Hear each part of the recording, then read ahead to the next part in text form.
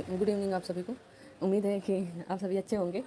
और कुछ लोगों ने मुझे सजेस्ट किया कि आपके व्यूज़ नहीं बढ़ेंगे और आपके सब्सक्राइबर नहीं बढ़ेंगे। इस तरह मैंने मतलब होते हैं ना, कुछ लोग नकारात्मक लेके आ ही जाते हैं आखिरकार। वो भी उनका भी यूट्यूब चैनल है, वो पता नहीं कहाँ से मेरा वीडियो पा गए हैं। तो वीडियो उन्होंने देखा तो वो फ़ोन किए। और कहाँ से नंबर, वो लोग यूट्यूबर हैं भाई, तो यूट्यूब से नंबर निकाल ही लिए होंगे जैसे भी किए हो।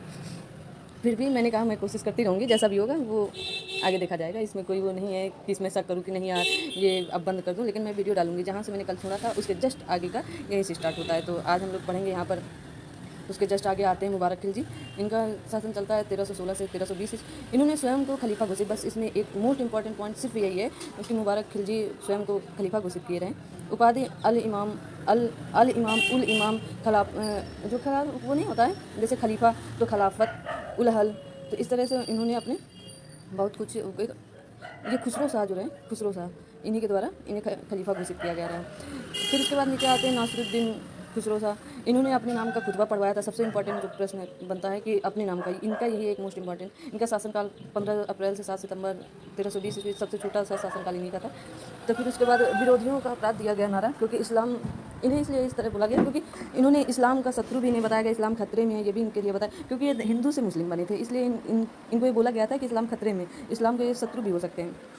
यहाँ पर आप देख सकते हैं महत्वपूर्ण तथ्य हैं जो जो बहुत महत्वपूर्ण है। मैंने उनमें सब कुछ मेंशन किया, फिर भी आप देख सकते हैं कि बाद अलाउद्दीन खिलजी के समय दिल्ली सल्तनत एवं मंगोलों की बीच सीमा थी। रावी नदी थी, आप लोग भी जान रहे होंगे।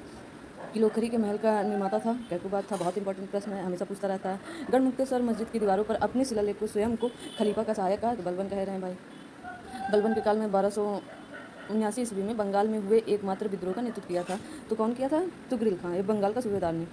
अलाउद्दीन के प्रसिद्ध सेनापति जफर खां की मृत्यु हुई मंगोलों से लड़ते हुए। ठीक है, आप लोग ऐसे देख सकते हैं। और जो भी मेंशन किया मैंने वो देख लीजिए। और आगे क्योंकि लंबा वीडियो मुझे बनाने की अनुमति नहीं दी जाती है, मेरे पास रेड बटन तुरंत आके लप लप लपक करने लगती है, तो मुझे भी इसलिए जल्दी जल्दी बोलना पड़ता है।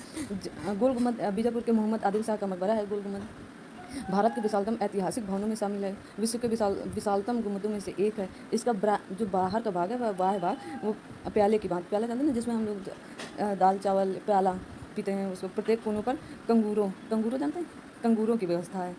सोचिए कंगूरो क्या है, कमेंट करिए आप लोग। फिर यहाँ से शुरू हो जाता है तुगलक वंश। तुगलक वंश के संस्थापक कौन रहे? तो गयासुद्दीन तुगलक रहे।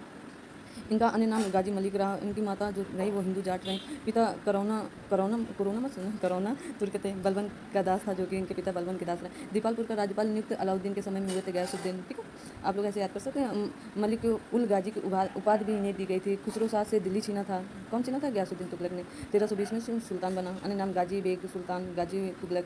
राजस्व इनका लगान उपज का 1/5 से 1/3 भाग अकाल के समय भूमि कर माफ़ कर देते थे। ठीक है, अकाल के समय ये हमेशा भूमि कर माफ़ कर देते थे, तो इसलिए राजस्व वसूली में सरकारी कर्मचारियों के हिस्से की जगह कर मुक्त जागीरें प्रदान करते थे। नस्ल व एवं बटाई प्रथा का, जो हम लोग आज बटाई चौथाई में खेती देते हैं, ये यहीं से शुरू हुआ था। ठीक है, ये यहीं से इनके राजस्व प्रशासन गयासुद्दीन तुगलक ने। फिर इब्न बतूता आते हैं। मोरक्को का मूल अफ्रीकी यात्री है। मोहम्मद बिन तुगलक के कार्यकाल में भारत आगमन हुआ। दिल्ली सुल्तान द्वारा दिल्ली का काजी नियुक्त किया गया। तो इससे ये पूछा जा सकता है कि मोहम्मद बिन ये MBY जो है मोहम्मद बिन तुगलक है, T है, तो इंडिया में इनके मतलब इनके शासनकाल में आए हैं। इन्हें काजी के बाद फिर राजदूत इन्हें घोषित सुल्तान ने राजदूत बनाकर चीन भेजा था। किताब उल रहला इनकी रचना है। सल्तनत काल में डाक व्यवस्था का विस्तृत वर्णन मिलता है इनकी किताब में। आगे देखते हैं कि यहाँ पर जो तुगलक वंश का ही है। तो यहाँ पर जो अलाउद्दीन खिलजी मंगोलों पर आक्रमण किया, बहुत ही बुद्धिमान था अलाउद्दीन खिलजी। इन्हें अमीर खुसरो भी कहा जाता है। अमीर खुसरो जान रहे ना, अमीर खुसरो बहुत ही बुद्धिमान। अमीर खुसरो के द्वारा इन्हें ये वर्ड गया, बहुत बुद्धिमान था। और निजामुद्दीन औलिया, इनकी एक कहानी है। मैं किसी दिन बहुत ही अच्छे से ये कहानी बताऊंगी कि कैसे क्या था। कि जब निजामुद्दीन औलिया ने ये कहा था कि हुनुस दिल्ली दूर हस्ते, एक वर्ष में एकता राजस्व 1/11 और 1/10% लेते थे। जो नहर सिंचाई व्यवस्था शुरू हुई थी वो यहीं से शुरू हुई। डाक व्यवस्था भी यहीं से शुरू हुई है।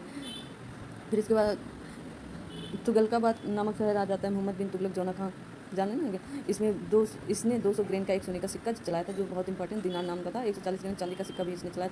राजधानी परिवर्तन किया रहा, लेकिन यह असफल रहा। इसके जितने भी प्रयोग रहे लगभग सब में असफलता भी इसको मिली। सांकेतिक मुद्रा भी चलाना यहीं से मतलब आया मोहम्मद बिन तुगलक के समय में। ये दीवान कोही और आमिर कोही, ये सब मोस्ट इंपॉर्टेंट फैक्ट हैं यहाँ पर मैंने मेंशन किया। मोहम्मद बिन तुगलक ने सर्वप्रथम अकाल संहिता तैयार किया। अभियान इनके पहले कराइल अभियान और ये कहीं नहीं मिलेगा आपको, किसी भी बुक में आप ढूंढ के दिखा दीजिए कौन जानेंगे। जो ठीक ठाक बुक है उनके अंदर है। बुरा शासन अभियान भी यही वाला मैं बोल रही थी, जल्दी नहीं मिलता है ये वाला। सर्वाधिक विद्रोह मदुरई में, फिर विजयनगर में, फिर बंगाल में, फिर बहमनी में इन्होंने किया था। ख्वाजा ये जहाँ ये फिर वो आ जाते हैं, फिरोज शाह तुगलक साहब भाई। FST मैंने लिख दिया है। इसका 2 बार राज्याभिषेक हुआ है, कांटों का ताज इसे कहा जाता है। धार्मिक कट्टरता को इसने बहुत बढ़ावा दिया कि मैं मुसलमान, तो मतलब मुसलमान का बढ़ावा या प्रस्ताव बहुत किया, बहुत ज़्यादा किया।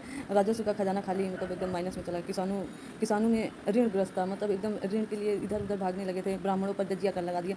जगन्नाथ और ज्वालामुखी जैसे मतलब विस्फोट कहने लगे। जो जगन्नाथ मंदिर था वहाँ पर इसने विस्फोट कई बार किया था। अब नियम कानून के अनुसार मतलब शरीयत के अनुसार 23 प्रकार के करों की व्याख्या की गई है, लेकिन फिरोज शाह तुगलक ने 4 प्रकार के जजिया कर, जकात कर, खुम्स और खराज कर। और जो खुम्स कर वो लूट पर कर, जो मतलब लूट पर कर होता था उसको, फिर इसने इसको ये इस हिस्से को बांटा जाता था। 1/5 राज्य का हिस्सा और 4/5 सैनिकों का हिस्सा हुआ करता था। फिर मोहम्मद बिन तुगलक जस्ट इसका उल्टा कर देता है। फिर फिरोज शाह तुगलक पुरानी व्यवस्था के पुनर्बहाली करता है, फिर वही करेगा। यहाँ पर जो मोस्ट इंपॉर्टेंट है, नहर सिंचाई का विकास हुआ है यमुना और सतलज से। फिर लोक कल्याणकारी दीवाने खैरात, जो गरीब मुस्लिम रहे उनके बड़े रहे। रोजगार ब्यूरो रहा। दर उल सफ़ा जो एक सरकारी अस्पताल रहा, मतलब इसको दर उल सफ़ा कहते थे, राजकीय अस्पताल। दीवाने इस वृद्धा पेंशन के दासों के लिए भी व्यवस्था रही। फिर आते हैं मोहम्मद बिन तुगलक। इनके चर्चे पर चर्चे ही बहुत ज़्यादा होते हैं हमेशा। दीवाने अमीर कोई की स्थापना की, इसके उन्नति के लिए। आप देख सकते हैं मोस्ट इंपॉर्टेंट यहाँ पर मैंने ऐसा कुछ भी बदायूं का कथन था कि सुल्तानों को प्रजा और प्रजा को अपने सुल्तान से मुक्ति मिली। जब ये कटु आलोचक रहा ना, बर्नी बिल्कुल कटु आलोचक था इसका। और ये तो बदायूं ने इनका कथन ऐसे मोहम्मद बिन तुगलक की मृत्यु पर ये वाला कथन बोले रहे हैं। आप इधर देख सकते हैं, मैंने सब कुछ मेंशन किया। आप अच्छे से, क्योंकि मुझे 1 मिनट का समय और दिया जा रहा है। इधर भी दारुल सफ़ा खैराती अस्पताल की स्थापना ये देख रहे हैं। रोजगार दफ्तर, दीवाने खैरात गरीब मुसलमानों, दीवाने बंदगान दासों की देखभाल हेतु पृथक विभाग। ब्राह्मणों पर जजिया कर लगाया। दिल्ली के समीप 1200 नए फलों के बाग लगाए। इंपॉर्टेंट अशोक के 2 स्तंभों मेरठ और टोपरा वर्तमान अम्बाला से दिल्ली लाया था। हक के सर्व सिंचाई कर लगाने वाला दिल्ली का प्रथम सुल्तान बना रहा। 5 बड़ी नहरों का निर्माण करवाए रहे हैं। अनुवाद विभाग जो होता है ना, अनुवाद विभाग जो मतलब अनुवाद करते हैं हिंदी में इंग्लिश, इंग्लिश में हिंदी, संस्कृत ग्रंथों का फारसी में अनुवाद हुआ रहा यहीं से। फिर उसके बाद यहाँ से तुगलक वंश का अंतिम शासक नसीरुद्दीन महमूद रहा। ठीक, महत्वपूर्ण तथ्य देख लो। तैमूर का प्रथम भारत आक्रमण भी यहीं हुआ रहा। बहलोल लोधी वंश तो मैं आपको बहुत अच्छे से पढ़ाऊंगी, आप यहाँ फिर भी देख सकते हैं। या आपको वीडियो कैसा लगा बताइएगा और कमेंट जरूर किया करिएगा। और क्या कहते हैं, बहुत बहुत थैंक यू, धन्यवाद आप।